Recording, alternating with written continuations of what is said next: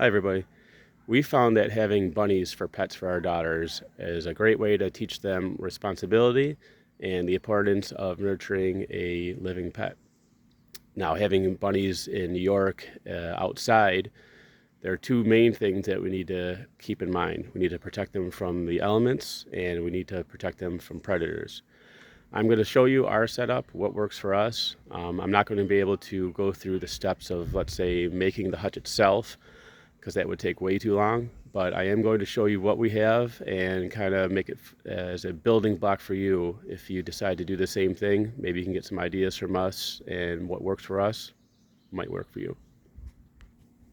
So, keeping them protected from the elements. The bunnies actually do very well in the wintertime. They have lots of fur to keep them warm. The only bad part of that is in the summertime when it gets hot, like today is 80 degrees, has the exact opposite effect. So you need to keep them cool. So number one, when we were choosing a spot to keep the bunnies, we wanted shade. This tree in our backyard is perfect. It keeps the bunnies shaded throughout the hottest part of the days. Today, right now, it is almost 4 o'clock in the afternoon and it is 80 degrees.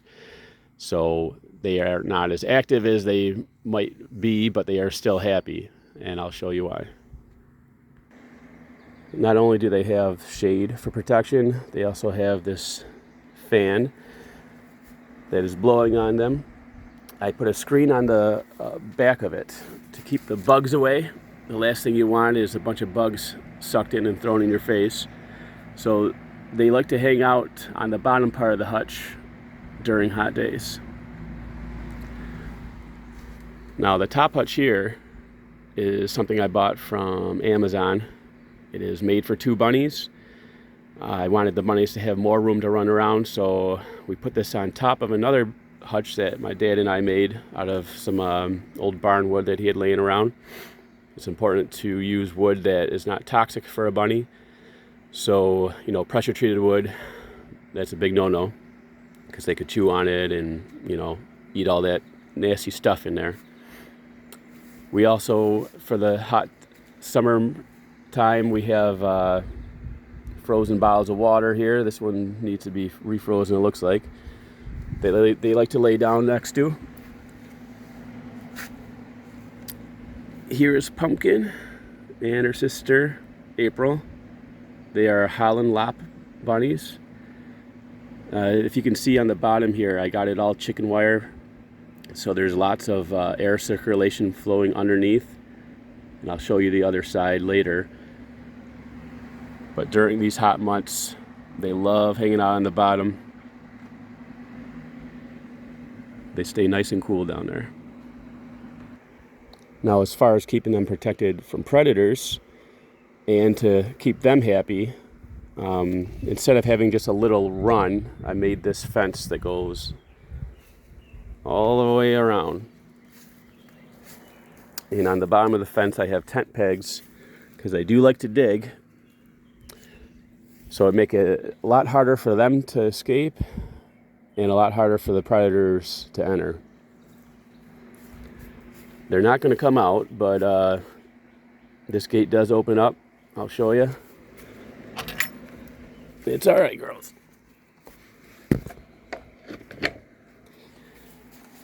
And they love to jump in and out of here.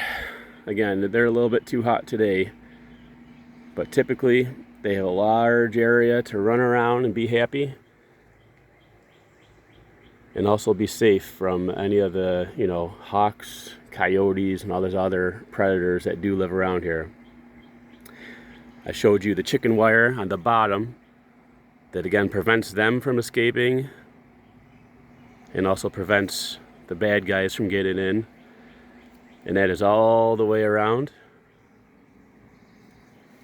It lets in airflow to keep them nice and cool on days like this, but it also prevents anything from getting in. It's also important to keep the bunnies active and playful. Whoa, April kind of is a bully today. So we have some toys in here. There's a bridge that they love to chew on and go under. I also have some wooden things for them to chew on over here so they don't chew on the hutch.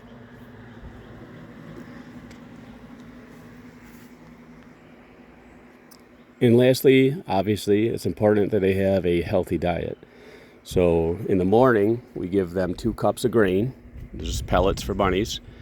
In the afternoon, for dinner time, we give them an assortment of broccoli.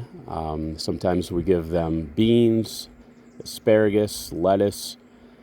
It really depends. Bunnies do like to eat different things, so you're just going to have to find out what works best for yours. Throughout their cage, as you can see here, they do have the chicken wire fencing, but over top of that, I put hay. And this is hay from my dad's horse farm. It keeps the bunnies active by chewing on that. They get bored, and so instead of chewing on the hutch, they'll chew the hay, and obviously it's good for their diet as well. Not only that, I like to put it on top of the chicken wire so the padding on their paws doesn't get damaged over time. If you can imagine constantly walking on wire, it might start to eat at your skin and cause you to have some sort of marks on there that might hurt you in the long run. So we put those all along there and also on the bottom. And looks like my daughter, see this is their main feeding trough here. This is where we put like the quote-unquote good stuff for the hay.